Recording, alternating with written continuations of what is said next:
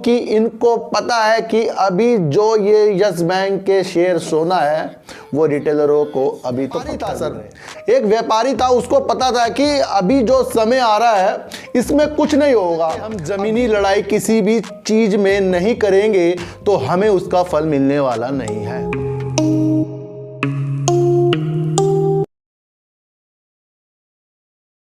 नमस्कार, मैं स्वागत करता हूं आपका अपने चैनल में जिसका नाम है सार्थक बाजार से। और आज बात करते हैं सर यस बैंक की, टाटा पावर की। पावर जो इलेक्ट्रॉनिक व्हीकल के लिए चार्जिंग स्टेशन का काम कर रहा है और कई जगह उसने वो काम को पूरा कर दिया है। उसकी वजह से टाटा पावर में हमें क्या संभावना नजर आ रही है ये हमें किसी ना किसी न्यूज को पकड़ के ही पता लगता है सर। जब तक कि हम जमीनी लड़ाई किसी भी चीज में नहीं करेंगे तो हमें उसका फल मिलने वाला नहीं है। सबसे पहले एक न्यूज को मैंने पकड़ा है जिसमें कहा गया है कि क्या फास्ट चार्जिंग, यानी कि क्या फास्ट चार्जिंग गैस पंप करने से ज्यादा अच्छा है। गैस पंप करने से क्या फास्ट चार्जिंग ज्यादा रिटर्न्स दे सकते हैं, ये एक न्यूज निकल कर आ रही है। उन्होंने कहा है दे सकते हैं लेकिन उसमें समय लगेगा। तो कहीं ना कहीं ये एक कनेक्ट आपको टाटा पावर के जो चार्जिंग स्टेशन लग रहे हैं उससे ये आपको न्यूज रिलेटिव लगती है।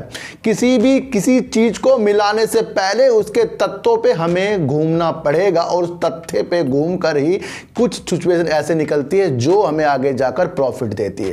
हवाई बातों में किसी की भी नजर मत डालना सर। और मैं आपको फिर बता रहा हूं, अपनी एनालाइज खुद कर लीजिए अच्छी वाली। और मैं वही आपको सिखाता रहता हूं कि एक न्यूज निकल कर ये आ रही है कि गैस पंप करने से ज्यादा क्या फास्ट चार्जिंग अच्छा रिटर्न्स दे सकते हैं। तो ये हमें दर्शा रहा है कि टाटा पावर जो अपने काम को अच्छी तरीके से कर रहा है, अपने इलेक्ट्रॉनिक व्हीकल के लिए वो चार्जिंग स्टेशन लगा रहा है, कहीं ना कहीं ये न्यूज उससे कनेक्ट होती जा रही है।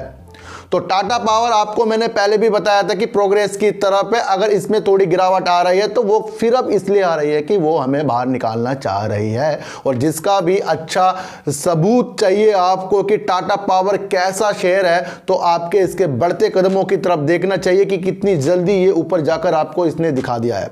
ये ऊपर इस बेकार में नहीं जा रहा है सर, ये सिर्फ अपने काम की वजह से ऊपर जा रहा है। और आने वाला जितना भी समय है सर ईवी पर ही आधारित होने वाला है और के लिए इसने चार्जिंग स्टेशन लगाने की शुरुआत भी कर दी है और कई जगह तो ये उसे पूरा भी कर चुका है। तो आने वाले समय में सर गाड़ियां जितनी भी चलेंगी गली गलियों में आपको चार्जिंग स्टेशन जरूर मिलेंगे, लेकिन उसके अंदर संभावना आपको वो देखनी पड़ेगी इसके अंदर प्लेयर कितने कूद पड़े हैं। टाटा पावर हो गया, अपना अडानी पावर हो गया और रिलायंस भी इसके अंदर कूद पड़े हैं। वो कहीं ना कहीं इसको आगे की दृष्टि की लेकर चल रहे हैं।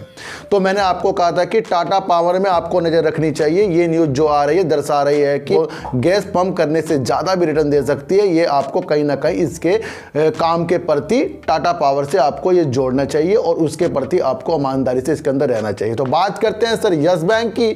और यस बैंक की बात करने से पहले एक छोटी सी कहानी आपको सुनाऊंगा सर। एक व्यापारी था सर, एक व्यापारी था, उसको पता था कि अभी जो समय आ रहा है इसमें कुछ नहीं होगा।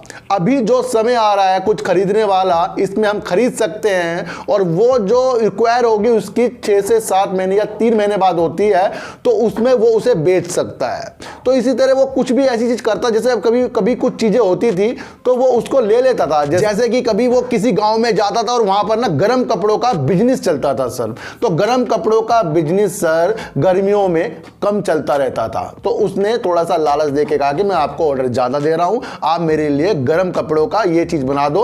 उन्होंने कहा भाई अभी गर्मी चल रही है, अभी क्या करोगे। उन्होंने कहा सर आपको काम मिल जाएगा और मुझे जरूरत है, मुझे कहीं भिजवाना है। तो वो व्यापारी इस तरीके था कि वो मौके का फायदा उठाता था, गर्मियों में गर्म कपड़े उठाकर सर्दियों में उन्हें अच्छे दाम पर बेचता था। क्योंकि सर्दियों में जिस चीज की डिमांड बढ़ जाती है वो गर्म कपड़ों की बढ़ जाती है। अगर वो गर्म कपड़ों लेने जाएगा तो उसे उस टाइम वो सर्दी के हिसाब से वो पैसे मिलेंगे, वो वैल्यू पर मिलेंगे। इसी तरह का वो व्यापारी था। एक दिन उस व्यापारी ने सर एक खोज करी, वो बड़ा खोजबीन बंदा था। उसने एक खोज करी कि एक पहाड़ों में ना उसे ना कुछ थोड़े बहुत पत्थर मिले और उसके अंदर ना छोटे छोटे कण के ना सोने, वो उसकी पहचान थी कि उसमें थोड़ा थोड़ा सोना निकलता था।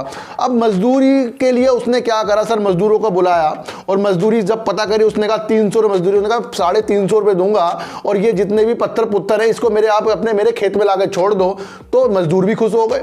अब मजदूर ने सोचा 50 रुपये फालतू मिल रहे हैं, अब पत्थर तो तोड़ के लाने वो दे दो, वो तो हमारा काम है कर दे। लेकिन उन्हें ये नहीं पता कि उसके अंदर जो वो उठा उठा के ला रहे हैं उसके अंदर कहीं ना कहीं सोना है। तो इसलिए मैंने आपको एक कहानी सुनाई है कि जब भी आपको मौके का फायदा उठाना है तो आपको लंबे समय के लिए उठाना है। तो बात करते हैं यस बैंक की, और ये कहानी यस बैंक से इसलिए जोड़ रहा हूं क्योंकि म्यूचुअल फंड वालों ने अपनी होल्डिंग यस बैंक में बढ़ा कर रखी है। म्यूचुअल फंड वाले जितने भी हैं सर, इन्होंने अपनी होल्डिंग यस बैंक में क्यों बढ़ाई है, क्यों ज्यादा की है? क्योंकि इनको पता है कि अभी जो ये यस बैंक के शेयर सोना है वो रिटेलरों को अभी तो पत्थर दिख रहे हैं। क्यों?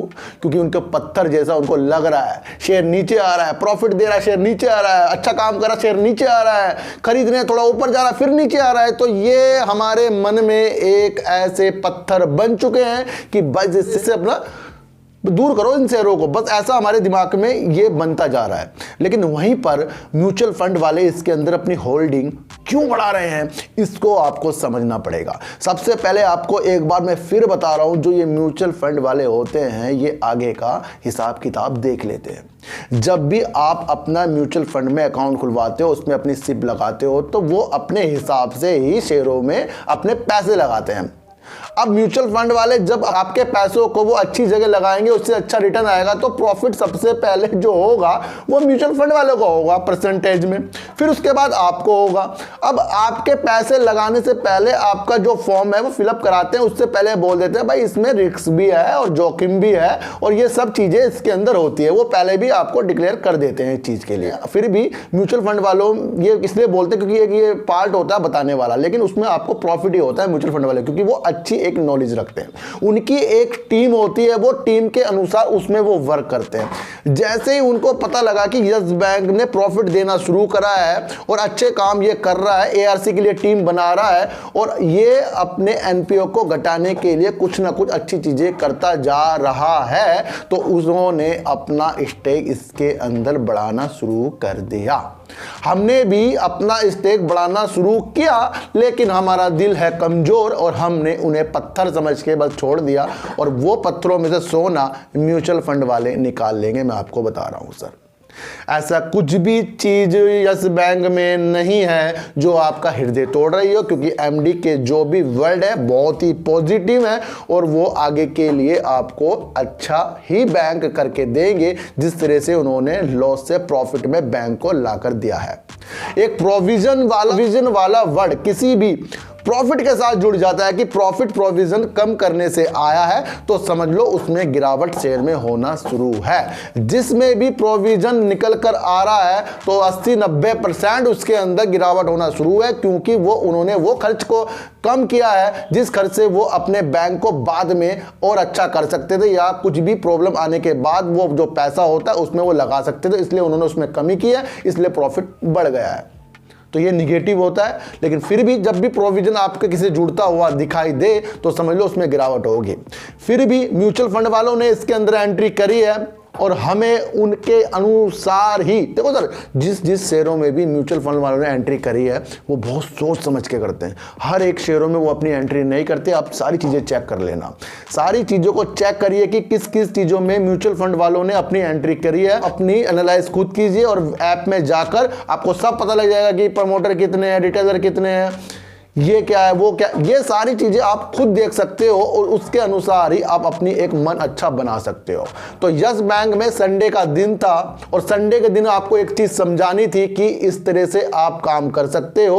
अपॉर्चुनिटी को देखना आज से जब आप शुरू करते हो तो वो आगे समय जाकर आपको प्रॉफिट देता है। तो शेयर मार्केट वही चीज है, अगर आपने इन्वेस्टिंग में काम किया है सर तो काम के अनुसार ही शेयर लेने पड़ेंगे। अगर आप एफएनओ में काम करते हो, इंट्राडे में काम करते हो, तो उनमें इन चीजों का कुछ भी नहीं हो सकता, क्योंकि इंट्राडे रोज का, एफएनओ भी रोज का, लेकिन जो इन्वेस्टिंग है वो रोज का नहीं होता है, वो आज लेकर छोड़ने वाले चीजों के लिए इन्वेस्टिंग होती है। लेकिन इन्वेस्टिंग में आपको, अगर आपके पास अच्छे शेयर हैं तो आपको नुकसान नहीं होता, इस चीज की भी इसके अंदर दिलासा होता है। बाकी चीजों में दिलासा नहीं होता, उसमें तो पैसे गए या आए, ऐसा होता है। ऐसा काम मैं कभी नहीं करता हूं। तो म्यूचुअल फंड वालों ने जैसे इसके अंदर एंट्री अपनी बढ़ा रही है तो इससे तो हमें पॉजिटिवनेस दिख रही है, और ईवी का आने वाला जमाना है और चार्जिंग स्टेशन की तुलना अब गैस पंप से भी होने लग गई है। और चारों तरफ अपनी न्यूज़ देखिए सर, 2-4 ऐप अपने डाउनलोड कर लीजिए और न्यूज़ अच्छी अच्छी अगर आपको भी मिलती है तो मुझे भी शेयर कीजिए और मैं उसके अंदर अच्छी संभावना देखूंगा। आगे का देखने के लिए पिछली न्यूज़ को देखना बहुत ज़रूरी होता है। अगर कोई शेयर आज लॉस दे रहा है तो आगे जाके प्रॉफिट भी वो दे सकता है, इतनी भी आपको दिमाग में बात चलनी चाहिए सर। तो म्यूचुअल फंड वालों ने अच्छा इसके अंदर अपना काम कर रहे हैं और उसे देखते हुए हमें तसल्ली हो रही है। अगर म्यूचुअल फंड वाले इसके अंदर नहीं होते तो हमें भी टेंशन हो जाती। सर चींटी को आटा दीजिए, गाय को रोटी दीजिए और अपने बच्चों को ज्यादा से ज्यादा प्यार कीजिए, क्योंकि बच्चे ही आपकी मासूमियत से किस्मत पलटेंगे। तो फिर मिलेंगे आपसे नई वीडियो के साथ, जब तक के लिए नमस्कार।